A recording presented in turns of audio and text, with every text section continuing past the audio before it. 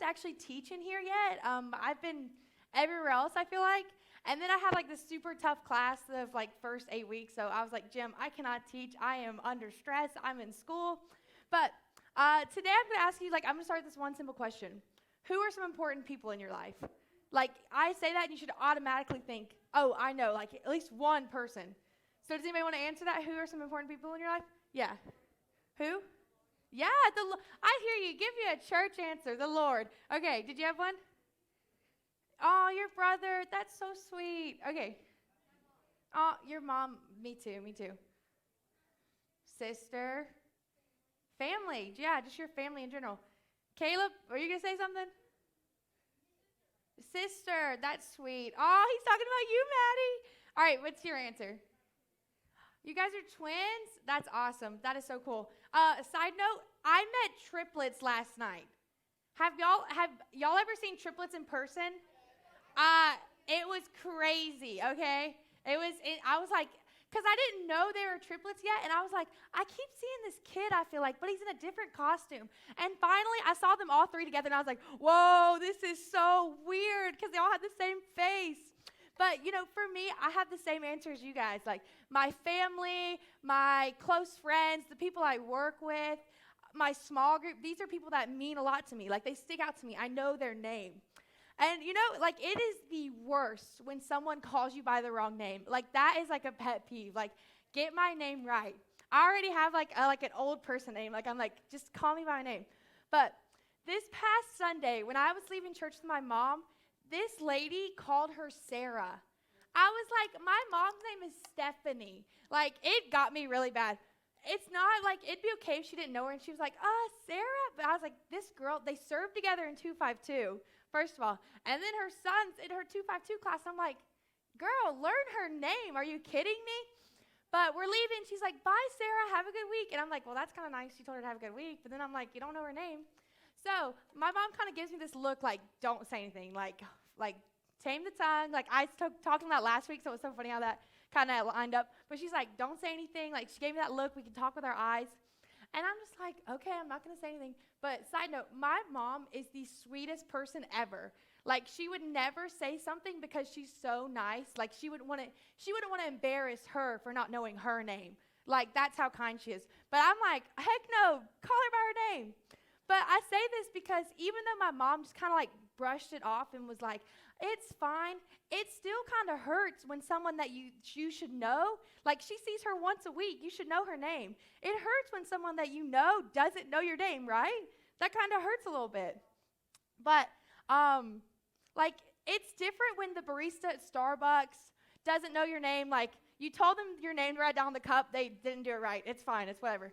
Your substitute teacher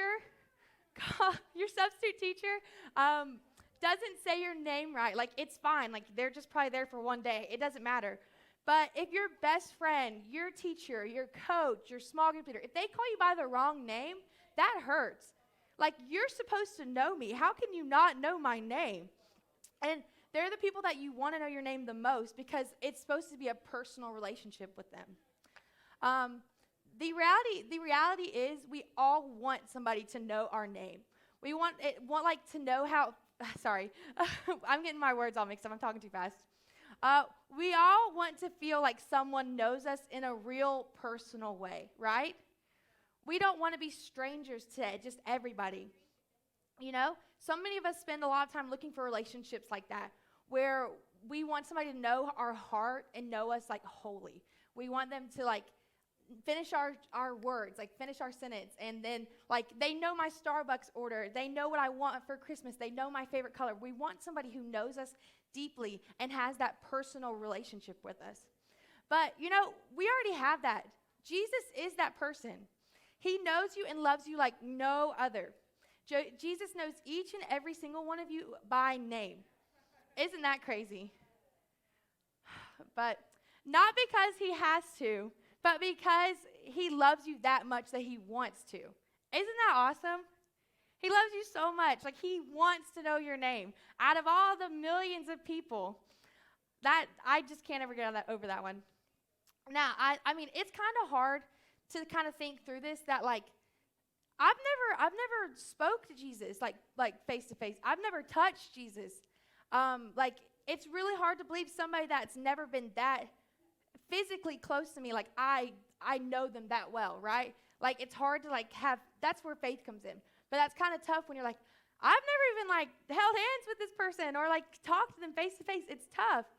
Or maybe you feel like it doesn't seem like he's there just because you don't feel the personal connection. Like you don't think Jesus really cares about you. Or maybe you think like if he knew the real you, the mistakes you've made. You know, we often think like, oh, I got to run away from God. Like he knows, he's going to know what I did. But the thing is, he already knows. Like you can't run away. He already knows. I mean, that kind of kills you mentally, but it's also nice. Like I don't have to run. He already knows everything I've done, right?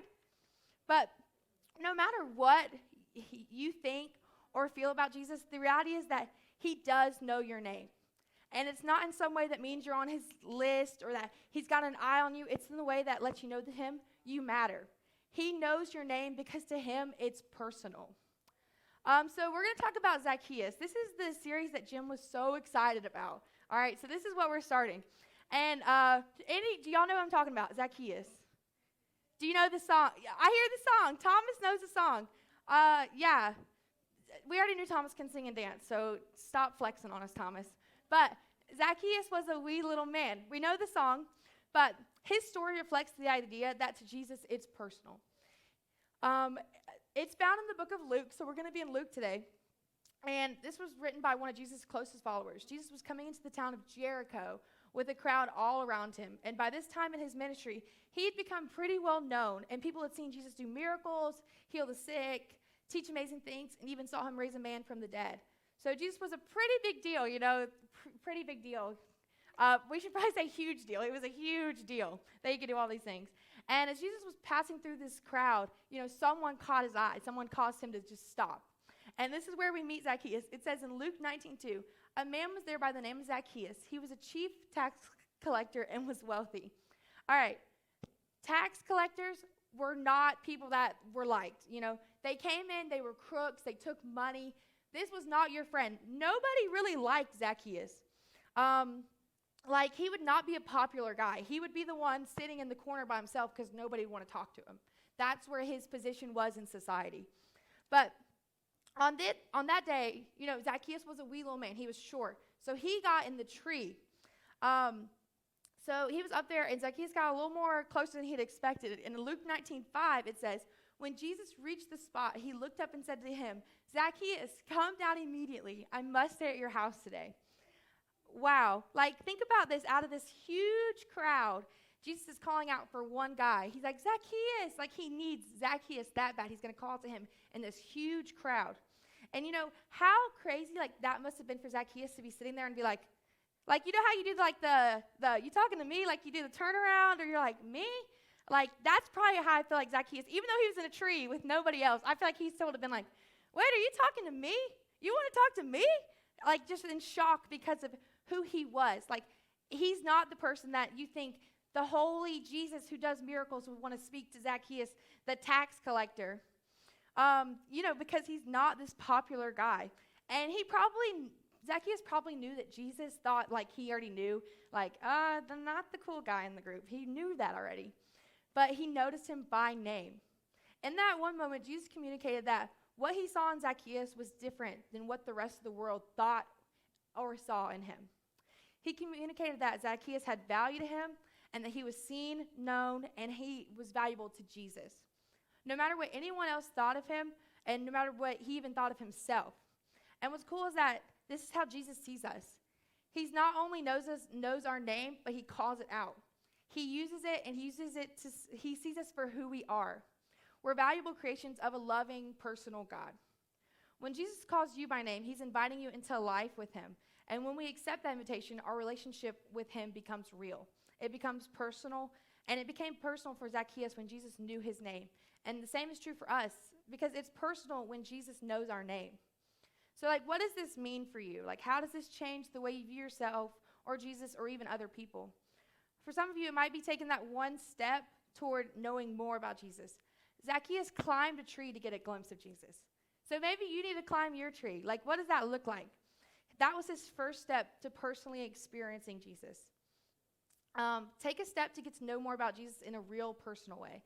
Ask questions about Jesus or talk to your small group leader, your parent, or your friend. But when I say friend, I mean like a friend with credibility, like someone who's a follower of Jesus. If you're just going to talk about Jesus, you can talk to Jesus to anybody. But I'm saying if you're asking questions, you ask somebody with credibility. Like you're not going to ask someone who doesn't know anything about him. Like it's like when you're in math class and you have to pair up, you're not going to ask somebody who obviously fails every test to help you with your math, right? Like you're not going to do that. So you need to ask somebody with credibility. So that's what I mean when I say friend. Talk to a friend with credibility, someone who knows what they're talking about. But talk about some of the things that might be holding you back. And you can even start where you want to start, like your basis. You can look up the story of Zacchaeus because we're going to be talking about it for the next 4 weeks. So go ahead and get to know who he was. You can read more into it. Others of you that know Jesus in a personal way and you've stepped into a relationship with him, you know the value of being close and personal. Because of what Jesus did for you, you can do the same for others. You see, Jesus didn't just invite us into a relationship with him. He invites us to know names alongside him. And this is the command he gives to his followers in Matthew 22, 37 through 39.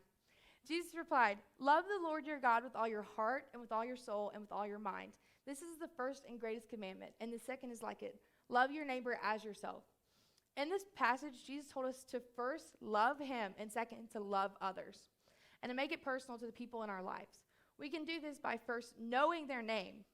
And just like someone knowing our name makes us feel valued and seen. When we know someone's name and use it to talk to or about them, it gives them the same feeling. It's a simple act that lets someone else know that you care about them in a real and personal way. And remember, it's personal because Jesus knows your name. This is our bottom line today, and it should stick out to you in the next couple of weeks, okay? It's personal because Jesus knows your name. And the reason we talk about stuff like this is because we really believe it has the potential to change your life for the better. That personal relationship with Jesus, we want that for each and every one of you. And we also want the student ministry to be a place where you feel seen, known, and valued. A place where we know your name and a place where it feels personal. So we want you to remember that it's personal because Jesus knows your name. All right, let's pray. God, thank you so much for letting us come here today and gather and talk about you. Thank you for knowing our names and giving us the opportunity to just praise you and love you so much. We are so blessed. We love you so much. Amen.